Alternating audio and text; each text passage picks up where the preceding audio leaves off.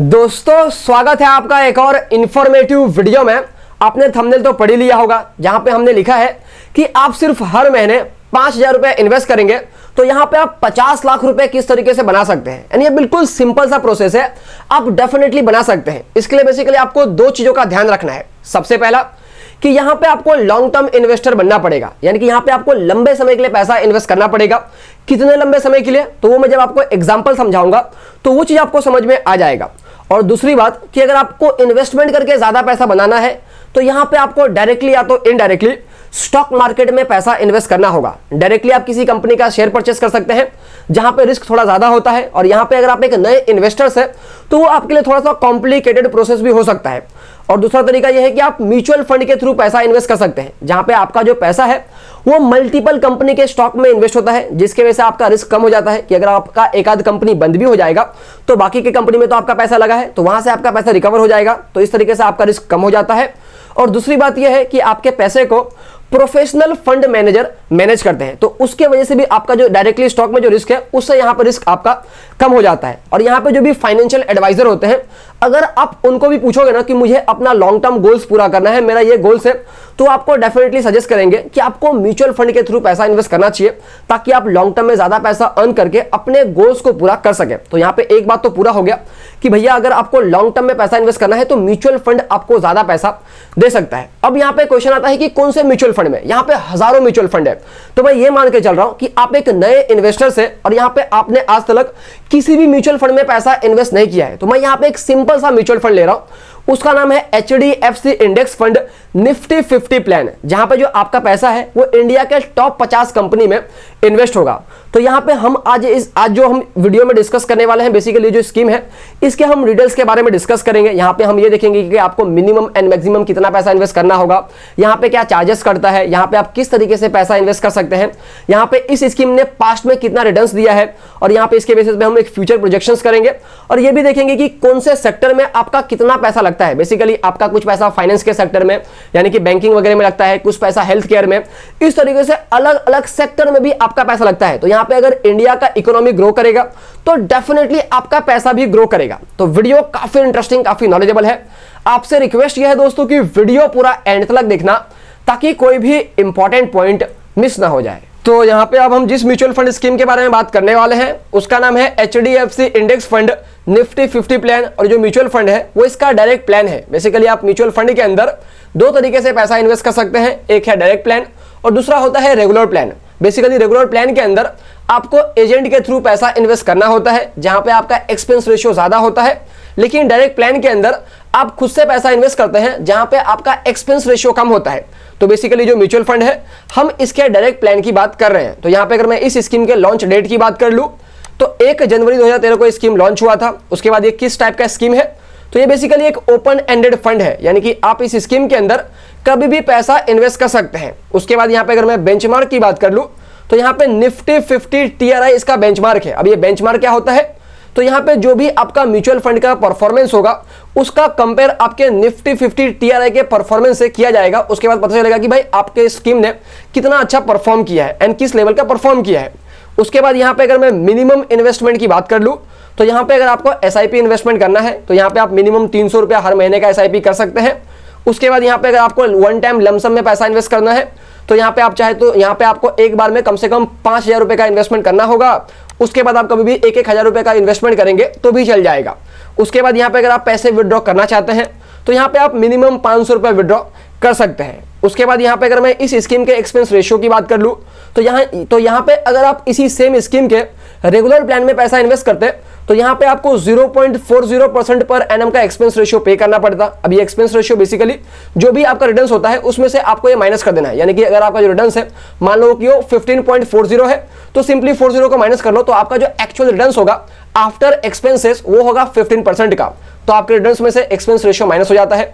तो यहां पे अगर आप इस स्कीम के रेगुलर प्लान में पैसा इन्वेस्ट करते तो आपका एक्सपेंस रेशियो 0.40% होता। लेकिन यहां पे अगर आप इस स्कीम के डायरेक्ट प्लान में पैसा इन्वेस्ट करेंगे तो यहां पे जो आपका एक्सपेंस रेशियो होगा वो होगा 0.20% पर एनम का। तो यहां पे आपका एक्सपेंस रेशियो कम है as compare to regular plan, जिसका बेनिफिट आपको लॉन्ग टर्म में मिलता है। उसके बाद यहां पे अगर मैं एग्जिट लोड की बात कर लूं तो यहाँ पे आप इस म्यूचुअल फंड से कभी भी अपने पैसे विड्रॉ कर सकते हैं, जनरली कोई चार्जेस नहीं कटेगा। लेकिन अगर आपने म्यूचुअल फंड परचेस करने के 3 दिन के अंदर में ही बेच दिया तो उस केसेस में जो भी आपका सेल वैल्यू होगा उसका 0.25% कटेगा, यानी कि 3 दिन के अंदर में बेचेंगे तो चार्जेस कटेगा और 3 दिन के बाद में बेचेंगे तो कोई भी चार्जेस नहीं कटेगा। उसके बाद यहाँ पे अगर मैं रिस्क की बात कर लूँ तो यहाँ पे रिस्क काफी ज्यादा होता है, क्योंकि यहाँ पे जो आपका पैसा है वो स्टॉक मार्केट, इक्विटी मार्केट में इन्वेस्ट होता है। मैं आपको बताऊंगा कि कौन से स्टॉक में इन्वेस्ट हुआ है, इसके वजह से यहाँ पे रिस्क ज्यादा होता है। उसके बाद यहाँ पे अगर मैं लॉक इन पीरियड की बात कर लूँ तो यहाँ पे कोई भी लॉक इन पीरियड नहीं है, आप कभी भी अपने पैसे विड्रॉ कर सकते हैं। उसके अलावा यहाँ पे ये स्कीम कौन से इन्वेस्टर्स के लिए सुइटेबल होगा, तो यहाँ पे जो भी लॉन्ग टर्म इन्वेस्टर्स है, जिनको लॉन्ग टर्म में वेल्थ क्रिएट करना है, ये स्कीम उनके लिए ही है। आपको कम से कम यहाँ पे 10 साल 15 साल के लिए पैसा इन्वेस्ट करना होगा। अब यहाँ पे क्वेश्चन आता है कि आप किस तरीके से पैसा इन्वेस्ट कर सकते हैं। तो यहाँ पे आप सबसे पहले चाहे तो ब्रोकर के थ्रू कर सकते हैं, जो कि बहुत सारे डिस्काउंट ब्रोकर है। अपस्टॉक हो गया, जीरोधा हो गया, ग्रो ऐप हो गया, ईटी मनी हो गया, इस तरीके के बहुत सारे ब्रोकर है। तो आप चाहे तो उनके ऐप के थ्रू भी पैसा इन्वेस्ट कर सकते हैं, या तो जो भी असेट मैनेजमेंट कंपनी है, जो भी म्यूचुअल फंड कंपनी होती है, आप चाहे तो उनके वेबसाइट के थ्रू भी पैसा इन्वेस्ट कर सकते हैं।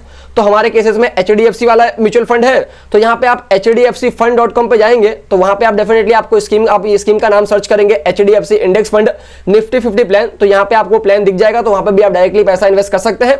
और तीसरा ऑप्शन ये है कि आप चाहे तो यहाँ पे एजेंट के थ्रू भी पैसा इन्वेस्ट कर सकते हैं, लेकिन यहाँ पे एक्सपेंस रेशियो थोड़ा ज्यादा होता है as compare to other options, तो ये भी चीज आपको ध्यान में रखना है। उसके बाद यहाँ पे अगर मैं असेट अंडर मैनेजमेंट की बात कर लूँ तो यहाँ पे 31 जुलाई 2022 का ये डेटा है, यानी कि यहाँ पे कितने लोगों का पैसा मतलब लोगों का कितना पैसा इस म्यूचुअल फंड स्कीम के अंदर है। तो यहाँ पे 31 जुलाई 2022 तक लोगों का 6,624 करोड़ रुपया इस म्यूचुअल फंड स्कीम के अंदर लगा हुआ है, यानी कि अलग अलग लोगों ने तकरीबन टोटल 6,624 करोड़ रुपीस के अराउंड में इस स्कीम के अंदर इन्वेस्ट किया है। उसके बाद यहाँ पे अगर मैं इस स्कीम के लेटेस्ट NAV की बात कर लूँ, जो कि 28 अगस्त 2022 का है, तो यहाँ पे इसका जो लेटेस्ट NAV है वो है 165.97। अब ये NAV क्या होता है, तो जिस तरीके से किसी कंपनी का एक शेयर का प्राइस होता है, उसी तरीके से म्यूचुअल फंड में एक म्यूचुअल फंड के यूनिट का यहाँ पे कॉस्ट होता है, उसी को NAV कहा जाता है। और यहाँ पे NAV का प्राइस कुछ भी हो, उससे कोई भी फर्क नहीं पड़ता है। यहाँ पे अब हम ये भी डिस्कस कर लेते हैं कि आपका जो पैसा है वो कौन से कंपनी में इन्वेस्ट होगा। तो यहाँ पे मैंने आपको पहले ही बताया था कि आपका जो पैसा है वो इंडिया के टॉप 50 स्टॉक के अंदर इन्वेस्ट होगा, जहां पे इक्विटी का जो इन्वेस्टमेंट है वो आप देख सकते हैं 99.78% का है, यानी कि यहाँ पे जो भी आपका पैसा है वो 99.78% यानी कि ऑलमोस्ट आपका इक्विटी में ही इन्वेस्ट होता है। और कुछ पैसा mutual fund as a cash रख लेती है, कुछ पैसा एज अ डेब्ट में इन्वेस्ट कर देती है, ताकि अगर किसी पर्सन को अपने पैसे को विड्रॉ करना है तो म्यूचुअल फंड कंपनी उस पर्सन के पैसे को टाइम पे दे सके। उसके बाद यहाँ पे अगर मैं बात कर लूँ कि कौन से कंपनी में इन्वेस्ट होगा, तो यहाँ पे आप देख सकते हैं कि नंबर 1 में आपका आ गया रिलायंस इंडस्ट्री लिमिटेड, उसके बाद आ गया HDFC बैंक, उसके बाद आ गया ICICI बैंक, उसके बाद आ गया इन्फोसिस, उसके बाद यहाँ पे आ गया हाउसिंग डेवलपमेंट फाइनेंस कॉर्पोरेशन, उसके बाद TCS, उसके बाद कोटक महिंद्रा, उसके बाद ITC, उसके बाद हिंदुस्तान यूनिलीवर, उसके बाद L&T।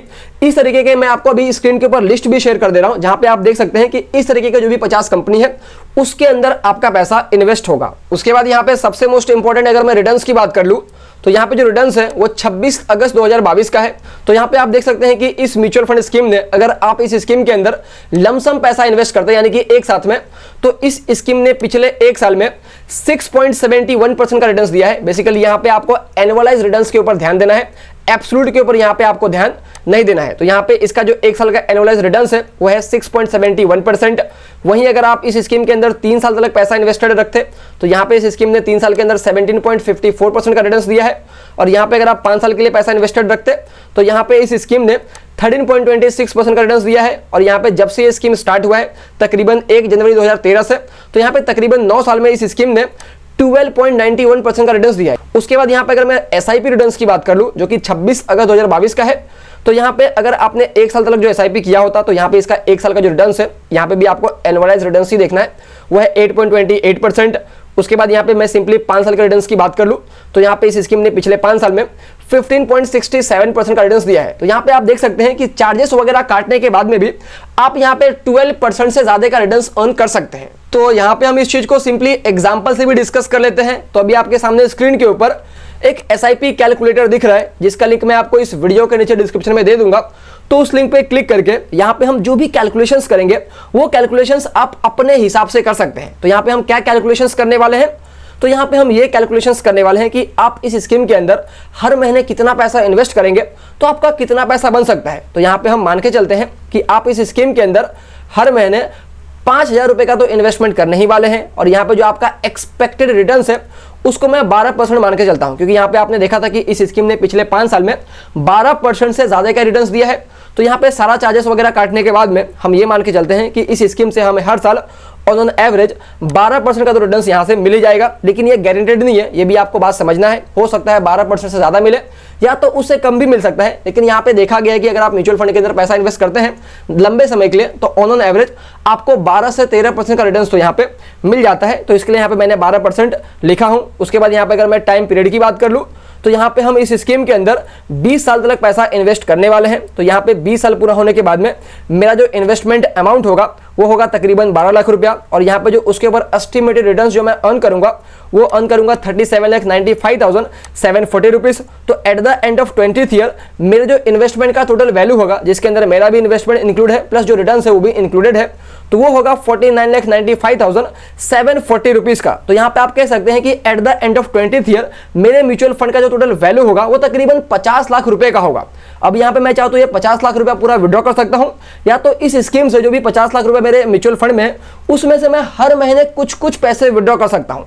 तो यहाँ पे मैं जो हर महीने कुछ कुछ पैसे विड्रॉ करूंगा उसको सिस्टमैटिक विड्रॉ प्लान कहा जाता है, जिसको शॉर्ट में SWP कहते हैं।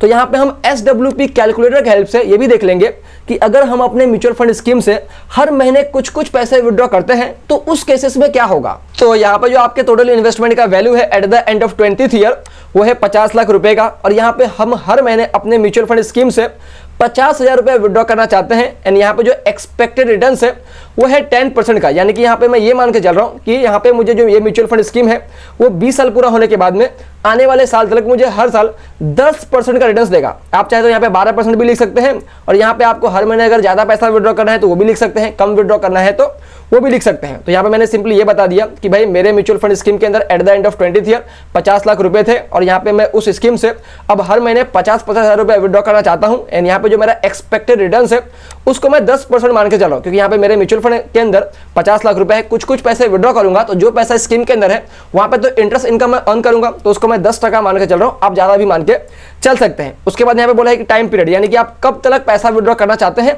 तो यहाँ पे मैं सिंपली 15 साल तक पैसा विड्रॉ करना चाहता हूँ। तो यहाँ पे जो मेरा टोटल इन्वेस्टमेंट था वो था 50 लाख रुपए का और यहाँ पे मैं हर महीने 50,000 रुपए विड्रॉ कर रहा हूँ। कब तक? तो वो मैं विड्रॉ कर रहा हूँ 15 साल तक। तो 15 साल में मैं टोटल जो पैसा विड्रॉ किया हूँ वो किया हूँ 90 लाख रुपीस और at the end of 50th year मेरे पास जो पैसा बचेगा वो बचेगा तकरीबन 9,64,000, यानी कि बहुत कम कह सकते हैं 9 लाख रुपए के अराउंड में मेरे पास बचेगा। तो इस तरीके से आप चाहे तो खुद भी कैलकुलेट कर सकते हैं। 2 कैलकुलेशंस होगा। सबसे पहला SIP कैलकुलेशंस होगा जहां पे आप हर महीने कुछ कुछ पैसा इन्वेस्ट करेंगे। तो यहाँ पे आप देख सकते हैं कि आप जितने लंबे समय तक पैसा इन्वेस्ट करेंगे आप उतना ज्यादा पैसा बना पाएंगे। यहाँ पे अगर मैं सिंपली अगर 20 साल को 25 साल कर दूं तो जो मेरे इन्वेस्टमेंट का वैल्यू होगा वो होगा 50 लाख रुपए के बदले में 1 करोड़ रुपया। तो यहाँ पे आप जितने लंबे समय तक पैसा इन्वेस्ट करेंगे उतना ज्यादा पैसा बनेगा। उसके बाद आप सिंपली SWP कैलकुलेटर की हेल्प से, इसका भी लिंक मैं आपको इस वीडियो के नीचे डिस्क्रिप्शन में दे दूंगा, तो आप ये कैलकुलेटर की हेल्प से भी कैलकुलेट कर सकते हैं कि भाई अगर आपके पास में टोटल इतना पैसा है तो हर महीने अगर आप इतना पैसा विड्रॉ करेंगे और यहाँ पे जो रिटर्न है वो आप अपने हिसाब से लिख सकते हैं।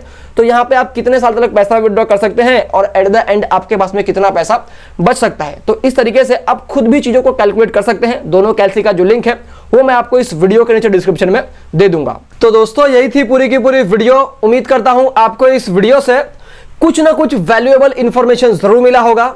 तो अगर आपको इस वीडियो से वैल्यू मिला है तो वीडियो को जरूर लाइक करना, चैनल को सब्सक्राइब करना और इस वीडियो को अपने फैमिली, फ्रेंड और रिलेटिव के साथ में जरूर शेयर करना जिनको इस वीडियो की जरूरत है उनके साथ में।